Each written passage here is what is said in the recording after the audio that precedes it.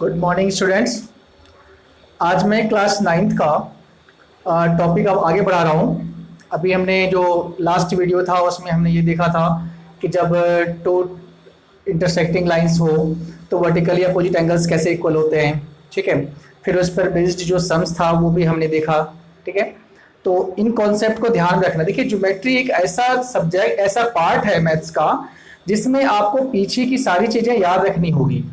यानी अगर आपने पैरेलल लाइंस पढ़ना है शुरू किया है तो इसके पहले का जो कॉन्सेप्ट है, जैसे लीनियर पेयर वाला था और एक था वर्टिकली अपोजिट एंगल वाला, तो ये दोनों आपको याद रखना है क्योंकि इसका यूज उसमें होना है।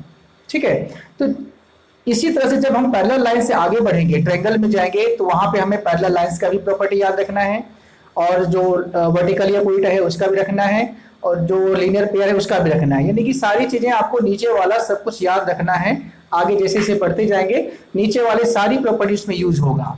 ठीक है, तो अब सबसे पहले मैं पैरेलल लाइंस स्टार्ट कराने के पहले मैं थोड़ा सा आपको बता देता हूं कि पैरेलल लाइंस में कौन कौन से एंगल होते हैं, उनका नाम क्या होता है और वो कैसे इक्वल होते हैं। फिर बाद में हम उसकी प्रूविंग भी करेंगे कि इक्वल कैसे हुआ। ठीक है, तो चलिए, कॉन्सेप्ट है आपका पैरेलल लाइंस।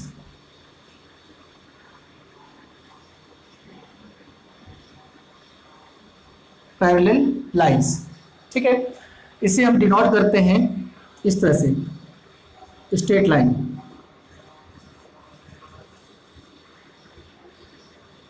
ठीक है, पैरेलल लाइंस को हम इस तरह से डिनोट कर देते हैं। अब देखिए, पैरेलल लाइंस होती क्या है? The lines which do not intersect at any point anywhere, ये पैरेलल लाइंस है। ये दो लाइंस हैं जो पैरेलल लाइंस है क्योंकि ये दोनों लाइन आपस में इंटरसेक्ट नहीं होंगे। सपोज अगर मैंने थोड़ा सा इस लाइन को आगे इंटरसेक्ट, आगे एक्सीड कर दिया, बढ़ा दिया, यहाँ भी और इसे भी आगे बढ़ा दिया, कैंसिल हुआ? इंटरसेक्ट हुआ? नहीं हुआ ना। आगे और थोड़ा सा बढ़ा के देखते हैं, थोड़ा सा इसे भी आगे बढ़ाओ, इसे भी आगे बढ़ाओ, ये कभी भी आपस में इंटरसेक्ट नहीं करेगा। तो ये लाइंस पैरेलल लाइंस हैं और इसकी जो बीच की गैप होती है ऑलवेज सेम होती है। सपोज अगर यहाँ पे आपकी गैप है 4 cm का, तो यहाँ भी 4 cm आपको मिलेगा, यहाँ भी 4 cm मिलेगा। हर जगह इसकी जो डिस्टेंस होती है दोनों के बीच की, वो हमेशा इक्वल होगी, तो कभी भी आपस में इंटरसेक्ट नहीं करेगा। तो पैरेलल लाइंस की प्रॉपर्टीज ये है आपकी। अब चलिए इसके बाद आगे बढ़ते हैं। अब पैरेलल लाइंस को एक ट्रांसवर्सल लाइन इंटरसेक्ट कर रहे हैं। अब ये ट्रांसवर्सल लाइन है जो इसको इंटरसेक्ट कर रही है। इस पैरेलल लाइंस का नाम दे दो पहले आप, ए बी सी और डी। ठीक है, अब इसे जो इंटरसेक्ट कर रहा है उसका भी नाम दे देते हैं ई एफ और ये हो गया जी एच। ये इंटरसेक्टिंग पॉइंट है जिस पॉइंट पर वो इंटरसेक्ट कर रही है।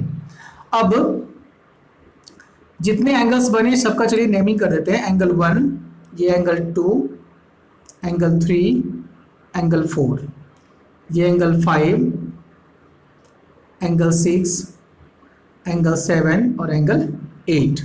ये टोटल इसमें 8 एंगल्स बनते हैं। ठीक है, अब इस 8 एंगल में से किसी भी एक एंगल की वैल्यू अगर गिवन है तो बाकी के 7 एंगल्स की वैल्यू आप इजीली निकाल सकते हैं। और जिस तरह से निकालेंगे, जिस प्रोसेस का इसमें यूज करेंगे, वही आपका थ्योरम में अभी हम कराने वाले हैं। इसको ध्यान से देखना है, वीडियो को लास्ट तक देखना है ताकि आपको वो कॉन्सेप्ट अच्छे से समझ में आ जाए। अब चलिए, इसमें हमारे पास फर्स्ट है corresponding angles are equal. Corresponding angles are equal. Corresponding angle equal होते हैं। कॉरेस्पॉन्डिंग एंगल कौन कौन से हैं इसमें? 2, 6, एंगल 2 इक्वल टू एंगल 6 होगा। इसी तरह से angle 3 equal to angle 7,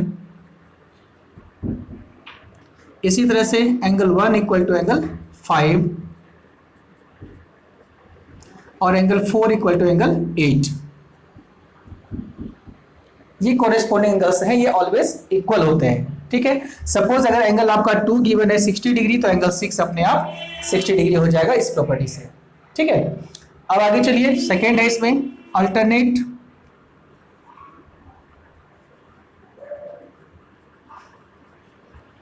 interior angles are equal. Alternate interior means alternate angles. अब देखिए अल्टरनेट एंगल्स कौन कौन से हैं, ये साइन में हटा देता हूं यहां से।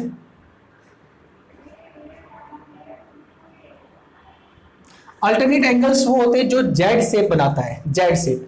जैसे यूं कहें तो जेड इस तरह से हो गया, तो ये एंगल और ये एंगल अल्टरनेट एंगल होंगे, ठीक है। इस तरह से कौन कौन से एंगल हो गए, एंगल 3 और एंगल 5,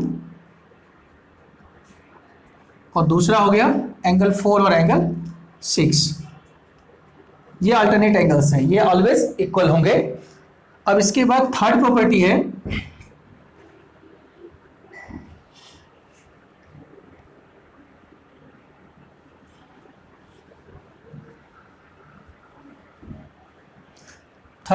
इसकी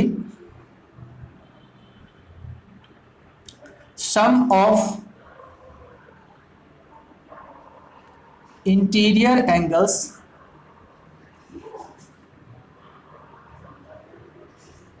सेम साइड ऑफ ट्रांसवर्सल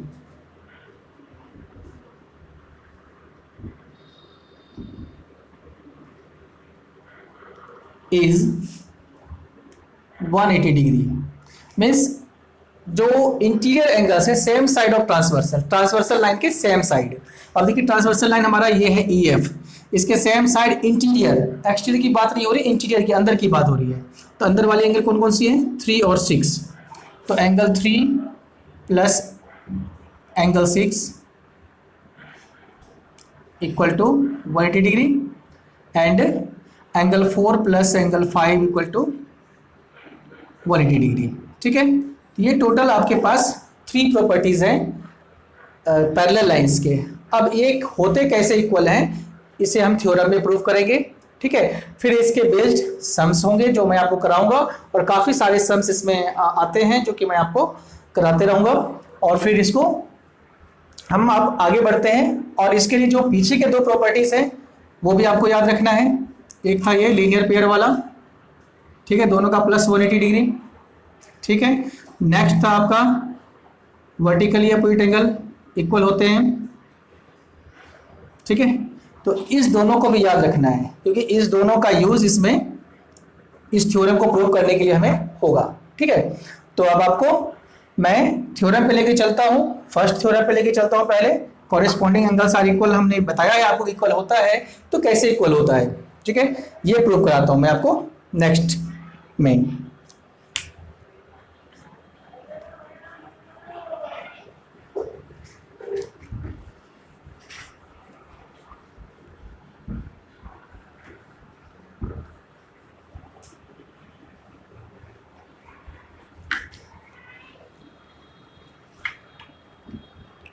अब देखिए यहां भी पैरेलल लाइंस की बातें हो रही है। अब ये पहले थ्योरम, ठीक है। अब देखिए if a transversal intersect 2 parallel lines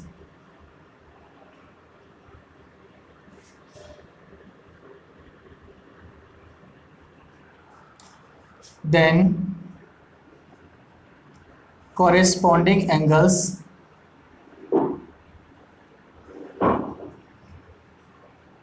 are equal। Means कोई ट्रांसवर्सल लाइन है जो 2 पैरेलल लाइंस को इंटरसेक्ट करेगा। क्लियर है कि 2 पैरेलल लाइंस को इंटरसेक्ट कर रहा है ट्रांसवर्सल लाइन, तो हमें ये प्रूव करना है कि ये कॉरेस्पॉन्डिंग एंगल्स जो भी होते हैं वो इक्वल होते हैं, ये प्रूव करना है। चलिए अब 2 हमने पैरेलल लाइंस फिगर ड्रॉ कर लिया, ये A B and C D, ये 2 पैरेलल लाइंस है। ये transversal line E F, intersecting point G H, naming हम वैसे ही एंगल का करेंगे, एंगल 1 2 3 4 5 6 7 8, टोटल 8 एंगल्स हुए थे। चलिए अब गिवन थ्योरम में हमें पहले लिखना होता है गिवन, क्या कुछ गिवन है। तो गिवन क्या है, A B and C D, या A B parallel C D and EF is a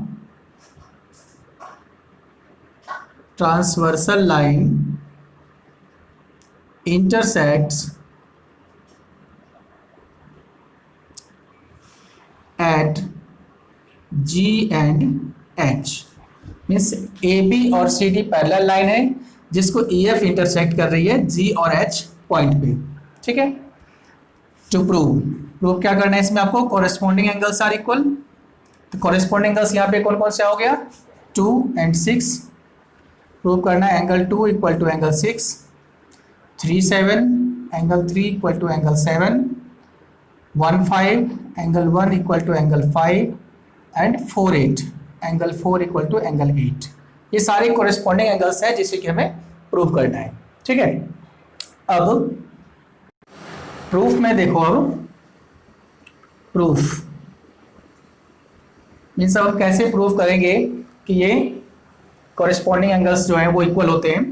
तो पहले आपका हो गया A B parallel C D, A B और सी डी पैरेलल है and E F is transversal, A F transversal है। ठीक है, अब जब ये ट्रांसवर्सल है तो कॉरेस्पॉन्डिंग एंगल हमें प्रूव करना है, तो कॉरेस्पॉन्डिंग एंगल का हम यूज नहीं कर सकते, बाकी जो दो प्रॉपर्टी है उसका यूज कर सकते हैं, और जो दो पिछले वीडियो मैंने बताया था उसका यूज इसमें कर सकते हैं। तो अब हो जाएगा ये एंगल 3 इक्वल टू एंगल 5, ये हो जाएगा आपका अल्टरनेट एंगल। ठीक है, इक्वेशन फर्स्ट अल्टरनेट से इक्वल हो गया। अब देखिए हम नीचे नहीं देखना है, अब ऊपर दोनों देखो ए बी और ई एफ जो जी पे इंटरसेक्ट कर रही है। नेक्स्ट लिखिए आप A B and E F intersect each other at G। E F और ए बी जी पे इंटरसेक्ट कर रही है, तो एंगल 3 इक्वल टू एंगल 1 हो जाएगी। क्यों होगी बताओ, वर्टिकली अपोजिट एंगल है। ठीक है, मैंने फर्स्ट वीडियो में बताया था आपको वर्टिकली अपोजिट एंगल इक्वल होती है, तो ये वर्टिकली अपोजिट एंगल इक्वल हो गई। इक्वेशन सेकेंड, अब देखिए दोनों का जो आर एच एस है फर्स्ट सेकेंड का, L H S left side का रूट एंगल 3 ये इक्वल है। जब एंगल 3 इक्वल है तो एंगल 5 और एंगल 1 भी इक्वल होगी, और ये हमें प्रूव करना था एंगल 1 और 5 यहाँ पे। ठीक है, तो अब from 1 and 2, from 1 and 2 angle 3 equal है, तो एंगल 5 इक्वल टू एंगल 1, ये हमें प्रूव करना था, ये प्रूव हो चुका है। अब एक पार्ट हमने प्रूव कर लिया, तो सिमिलरली ये सारे पार्ट प्रूव कर सकते हैं, करने की जरूरत नहीं है, सिर्फ आपको लिखना है similarly angle 2 equal to angle 6, angle 3 equal to angle 7 and angle 4 equal to angle 8 proved. ठीक है, तो इस तरह से ये प्रूव हो गया आपका कि जब भी दो पैरेलल लाइंस को कोई ट्रांसवर्सल लाइन इंटरसेक्ट करेगी तो कॉरेस्पॉन्डिंग एंगल्स इक्वल होते हैं। ठीक है, अब इसी तरह से हम नेक्स्ट वीडियो में आपको बताऊंगा कि अल्टरनेट एंगल्स इक्वल होते हैं, कैसे इक्वल होते हैं। ठीक है, sum of interior angle same side of transversal 180 मैंने बताया था, तो वो कैसे होता है ये मैं आपको नेक्स्ट वीडियो में बताने वाला हूँ। तो आप लोग इस वीडियो को ठीक से देखो और ज़्यादा से ज़्यादा आपको शेयर करना है, सब्सक्राइब करना है, ठीक है, लाइक करना है, और अधिक से अधिक स्टूडेंट तक इसको पहुंचाना है ताकि सबको इसके बारे में अच्छे से जानकारी मिले। और अगर कोई प्रॉब्लम है तो कमेंट बॉक्स में जाकर के अपनी प्रॉब्लम को आपको पूछना है। ठीक है, थैंक यू फिर।